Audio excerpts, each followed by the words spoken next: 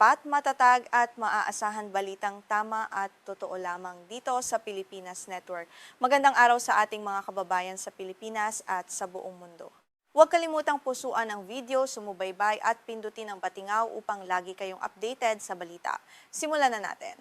Isang malawakang pag-atake ng mga drone ng Ukraine ang yanig ang Moscow kagabi na nagdulot ng malaking pinsala sa isang pangunahing oil refinery at nagparalisa sa operasyon ng lahat ng 4 na internasyonal na paliparan sa kabisera ng Russia. Ito ay tinuturing na isa sa pinakamalaking koordinadong strike sa puso ng bansa mula nang magsimula ang labanan, na nagpapakita ng lumalawak na kakayahan ng Ukraine sa malayuang pagganti.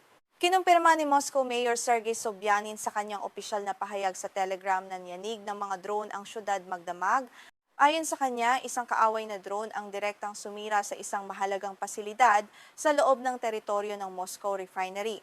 Bagamat walang naiulat na nasawi, mabilis na rumesponde ang mga emergency services upang apulahin ang apoy at kontrolin ang sitwasyon sa pinangyarihan ng insidente. Mabilis na kumalat sa mga social media ang mga video ng Gazprom-owned refinery sa Kapotnya District na matatagpuan sa timog silangang bahagi ng Moscow. Kitang-kita sa mga kuha ang naglalakihang apoy at makapal na maitim na usok na bumabalot sa himpapawid ng kabisera. Ang refinery na ito ay itinuturing na isa sa mga pinakasensitibo at pinakamahalagang infrastruktura ng enerhiya sa buong rehiyon ng Moscow na pinatatakbo ng pamahalaan. Ang pag-ataking ito nitong Martes ay nagmamarka sa ikasiyam na sunod-sunod na araw ng pagganti ng Ukraine gamit ang mga drone laban sa Moscow. Ayon sa mga eksperto, bahagi ito ng pinaigting na kampanya ng Kyiv na tinatawag ng kanilang mga opisyal na long-range sanctions o mga parusang malayuan na naglalayong dalhin ang bigat at pinsala ng digmaan mismo sa loob ng mga pangunahing lungsod at sentro ng kapangyarihan ng Russia. Ayon sa ulat ni Mayor Sobyanin, ang bilangan ng mga drone na nabaril at napabagsak ng kanilang air defense nitong Martes ang pinakamataas sa loob ng isang araw simula noong ika-7 ng Mayo ng nakaraang taon. Nagpapakita ito na hindi lamang lumalawak ang sakop ng pag-atake ng Ukraine, kundi lalo ring dumarami ang bilangan ng mga sopistikadong kagamitang militar na kanilang ipinapadala sa himpapawid upang malusutan ang depensa. Sa kasalukuyang taon, iniulat ng alkalde ng Moscow na umabot na sa mahigit 1,134 na drone ng Ukraine ang matagumpay nilang napabagsak. Mas mataas ito kumpara sa kabuuang 734 na drone na naharang ng mga puwersang Russia noong nakaraang taon, na nagpapatunay sa mabilis na pag-unlad ng teknolohiya at produksyon ng mga long-range drone na ginagawa ngayon ng Kyiv. Ang pinakahuling atake ng Ukraine ay naganap isang araw matapos ang matinding pambobomba ng Russia sa Kyiv. Ang pagsalakay na iyon ng Russia ay kumitil sa buhay ng 5 sibilyan at sumira sa isang makasaysayang katedral na nagtulak kay Ukrainian Foreign Minister Andriy Sybiha na tawaging barbaro ang Pangulo ng Russia na si Vladimir Putin dahil sa walang awang pag-atake sa mga sibilyang komunidad at pamana ng kultura. Ibinahagi naman ni Ukrainian President Volodymyr Zelensky ang video ng nasusunog na refinery sa Moscow sa kanyang Telegram channel nitong Martes ng umaga. Kinumpirma niya na ang pinsala ay direktang resulta ng kanilang mga long-range strike. Binigyang diin niya na kailangang pilitin ng Russia na wakasan ang digmaan laban sa kanilang mamamayan sa pamamagitan ng pagpapakita ng lakas at epektibong pagganti. Sinabi pa ni Zelensky na ang paggamit ng mga makabagong long-range weapons ng Ukraine ay isang mahalagang bahagi ng pagpilit sa pamahalaan ng Russia na umatras at makipagnegosasyon.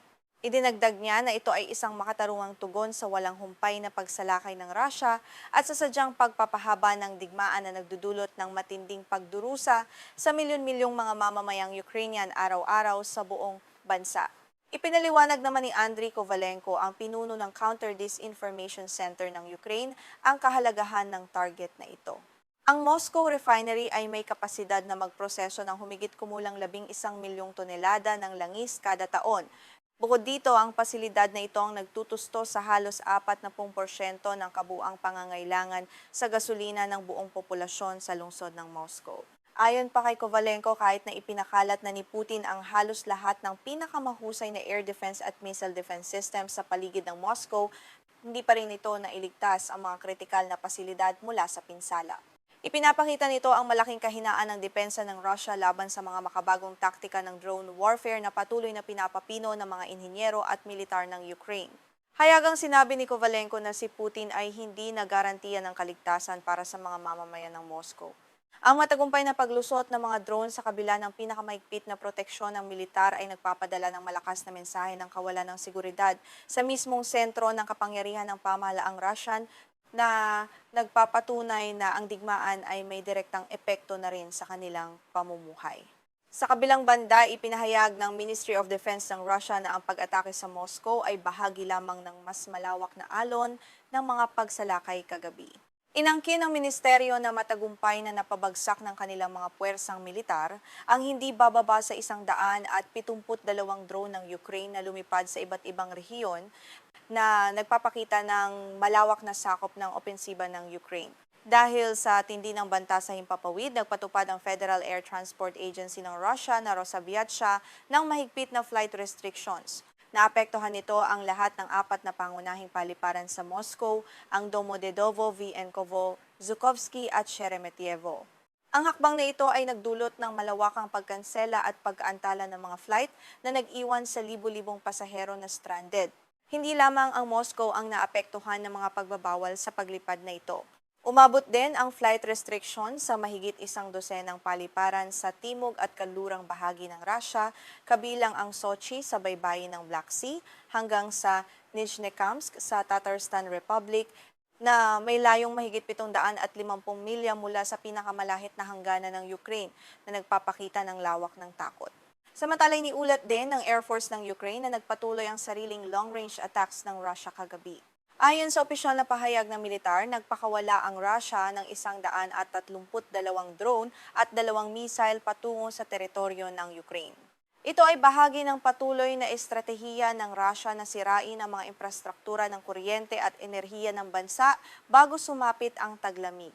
Sa kabutihang palad, naging epektibo ang depensa ng Ukraine kung saan nagawa nilang harangin o pigilan ang 114 na drone mula sa kabuuang bilang na ipinadala ng Russia. Nagpapakita ito ng mataas na antas ng kahandaan at koordinasyon ng Ukrainian Air Defense sa kabila ng patuloy at sabay-ay na pag-atake sa iba't ibang panig ng bansa gamit ang pinaghalong teknolohiya ng kalaban.